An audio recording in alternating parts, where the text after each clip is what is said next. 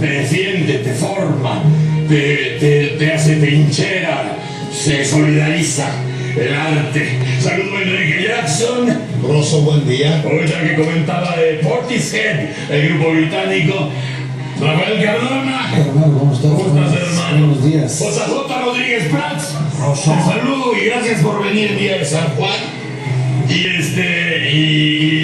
no contamos con la presencia de Nacho Marván porque su vuelo de ayer, venía del norte de la República, se canceló su vuelo, que lo tenía en la noche, lo metieron en el avión de la mañana y ya no la libraba. Entonces estaremos extrañando a Nacho Marván y por favor, ustedes que lo conocen y le quieren, llévenle nuestro cariño y nuestro abrazo. Esto que estábamos escuchando con Portishead y son autores de esta canción Glory Box, incluida en el momento. Pero ayer yo creo, no sé cómo lo voy a compartir en la mesa, creo que de tantos eventos y tantas anécdotas, cosas que ya son efemérides, momentos tan felices y tan tristes, tragedias. De pronto yo creo que lo que sucedió ayer merece que sea tratado como un tema especial. Yo plantearía lo que ocurrió ayer como... Yo me rehúso mucho a utilizar siempre la palabra histórico cuando han pasado apenas 24 horas de las cosas. Lo histórico requiere una perspectiva temporal un poco más prolongada. Pero sí creo que lo que vimos ayer... Perdón, ¿podría decirse inédito? Yo creo que no fue inédito. Tampoco. Yo creo que lo que vimos fue un ejercicio inusitado por la diversidad de la concurrencia que se agrupó en este escenario, que ese sí tiene una gran importancia histórica y que permite incluso ponerle un marco muy interesante a la reunión. ¿Por qué no le digo yo que es algo inédito? Porque las comparecencias del presidente de la República frente a grupos de personas afectadas por una o por otra circunstancia han ocurrido en ocasiones anteriores.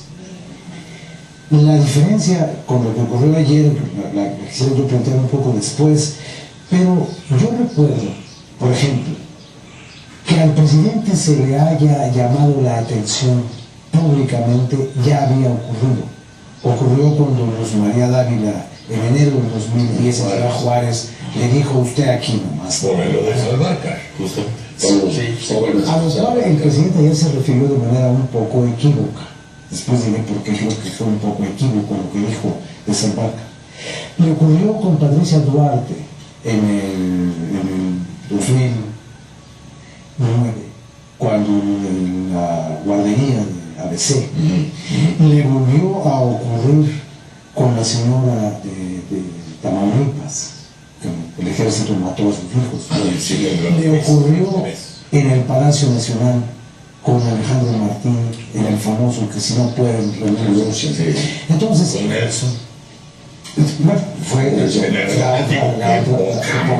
entonces, pero ¿por qué lo de ayer me parece inusitado? Porque fue la primera ocasión, no la que hablaron los demás, que habían hablado muchas veces, sino la primera ocasión en la que el presidente, sin ningún pudor, explica toda la razón que lo anima, que lo impulsa y de la cual no se va a separar. Sin importarle el qué dirán, ni el qué pensarán, ni el qué está ocurriendo al margen. Y entonces dice: aquí sí, hay que pedir perdón. Sí, vamos a pedirle perdón a las víctimas, porque no las pudimos proteger de aquellos. Pero hay que dejar muy claro que nosotros no somos los criminales. O sea, hay una frase que a mí me llamó mucho la atención, en la que él dice: el Estado no está ahí para generar la violencia, está ahí porque hay violencia, y entonces no podemos renunciar a lo que desde mi punto de vista, y en una reunión convocada por un poeta católico, tenía otra relevancia, que fue ante un presidente católico. Totalmente. Porque esto empezó con vientos y sombreros y terminó con la promesa de rezar el rosario. Así terminó. Sí. Y empezó con hostilidad manifiesta y terminó, como está la fotografía hoy del Universal, abrazados. Los que hasta hace unos meses representaban posiciones antípodas y totalmente opuestas, de reclamo y aún. Sin embargo, ¿esto qué es lo único que nos puede enseñar? Que la diversidad también permite convivir. Sí. Bueno, yo no sé, no quisiera usar una palabra que a ellos, que son católicos, les puede significar algo, pero creo que hubo un momento de comunión en el que un tema se convirtió en un asunto de importancia común, y ahí se reunieron. Creo que el presidente tuvo 2 o 3 momentos que yo me atrevo a calificar, y yo que he sido siempre muy crítico de lo que hace el señor Calderón. Hoy quiero decir que a mí me pareció que en la mañana de ayer Felipe Calderón tuvo su mejor momento en el sexenio, hasta el día de hoy. Y no porque haya simulado un acuerdo al cual no se llegó, no, simplemente porque explicó las razones de su posición frente a quienes de entrada estaban dispuestos a no aceptárselas. Y de todos modos, explicó, argumentó, detalló, pormenorizó, sostuvo, abrazó a una víctima, se conmovió con la tristeza de la señora Herrera, y entonces el hombre dijo, bueno, yo así concibo mi responsabilidad. Y en ese sentido yo creo que hay que reconocer que fue una mañana fructífera, sobre todo para quienes venimos de una generación que a mí me sorprendió la mayoría de edad gritando en la calle, diálogo, y nadie nos peló. Yo cumplí 18 años en los momentos esplendorosos del movimiento estudiantil, y gritábamos, a lo mejor no sabíamos por qué lo gritábamos, pero nosotros decíamos diálogo. Ahora, diálogo no implica de ninguna manera aceptar lo que el otro te está diciendo, ni cambiarte de ropaje, ni desprenderte de tu piel y ponerte la piel del otro. No es un desollamiento, es simplemente la capacidad de contrastar argumentos de manera ordenada, civilizada, comprometida y con una visión de futuro, y decir, bueno, esto lo vamos a seguir revisando. A mí me pareció, y con esto quiero terminar, un error muy serio de Javier Sicilia haber criticado al presidente por haberse lanzado a una lucha desde las instituciones podridas, como si hubieran estado podridas por haberse lanzado con ellas, pues no había de otras. Creo que ahí el señor poeta tuvo un pequeño resbalón, una confusión, porque no se le puede a un hombre culpar por lo que ya existía cuando llegó al cargo. Miren, esto es nada más la introducción. Desde luego la introducción de Rafael Cardona, al que no se le da la crónica. No se le da. No me refiero a sus fuentes de trabajo, me refiero a sus capacidades. Hoy se estuvo brillante. Bueno, esta fue nada más, vamos a decirlo para que fue la puntita. Vamos a ir a un corte. Y entonces ya podremos deshebrar el aguayón que el señor tuvo a bien dejar sobre la mesa. Ahí está. Gracias. Filetero cada quien. Vamos al corte y seguimos fileteando. ¡Órale! Este punto de información precisa y bien vista del ángulo del señor Cardona, de Rafael. Ahora, Enrique, ¿tú qué compartes de lo que Rafael dice? A mí me parece que que el nivel fue ideal.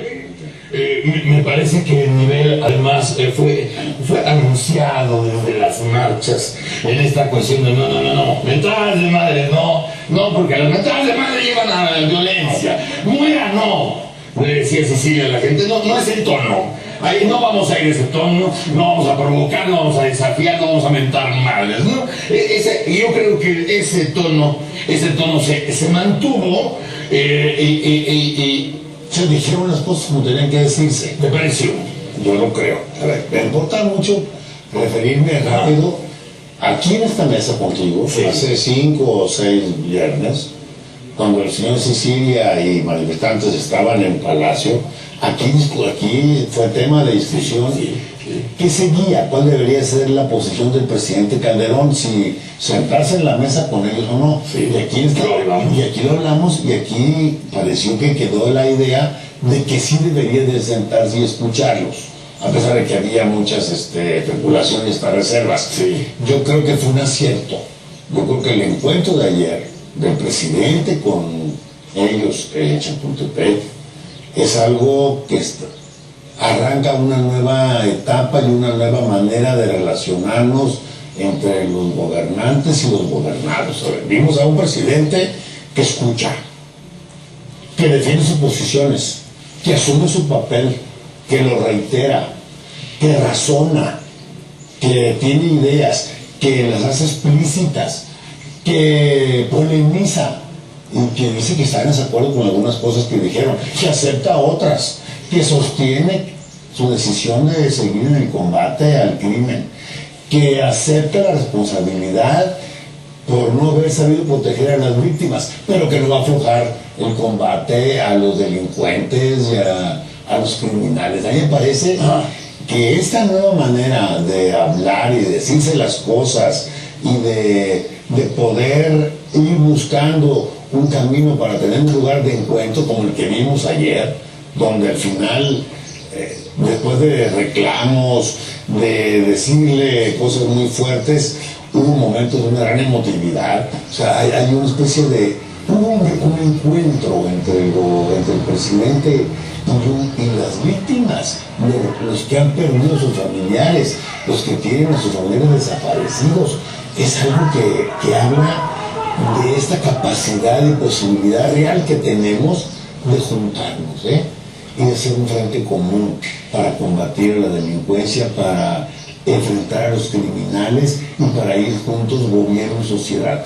Y un presidente que además acepta, a pesar de que dicen que es una gente de mecha corta y que es visceral, es un presidente que dice, a ver, yo estoy dispuesto a seguir realizando opciones y propuestas. Si hay que corregir algo para mejorar, estoy dispuesto a hacerlo. Lo que no voy a hacer es ceder en la intensidad y en el uso de la fuerza para combatir y para defender y para garantizar la seguridad de los ciudadanos. A mí me parece que se dio un gran paso, me parece que hay un gran mensaje ahí para todos, y creo que debemos de tener la confianza de que sí vamos a seguir en el combate, vamos a tratar de evitar que la violencia siga manchando y llevándose a víctimas inocentes, que eso es lo que nos preocupa a todos. Hay una gran lección de todo esto que sucedió, porque se insistió mucho y creo que Cecilia fue especialmente delicado en subrayar. Una cosa son los criminales y otra cosa es el Estado. Eso desde Cuernavaca lo dijo. El mensaje al crimen es: ¿por qué se meten con nosotros, cabrones? ¿Por qué? O sea, que la guerra no es contra nosotros. Excepto ustedes. La guerra, nosotros somos el enemigo. ¿Por qué nos matan? Y al Estado, ¿por qué no nos protegen estos cabrones? ¿Por qué no nos cuidan? ¿Por qué no nos cuidan? Ese yo creo que estaba muy bien mencionado. Y varias veces se subrayó los errores, aparte de los criminales, la responsabilidad del Estado, aparte de la gente que ha matado el crimen organizado, como se llame, narcos, secuestradores, sicarios, todo.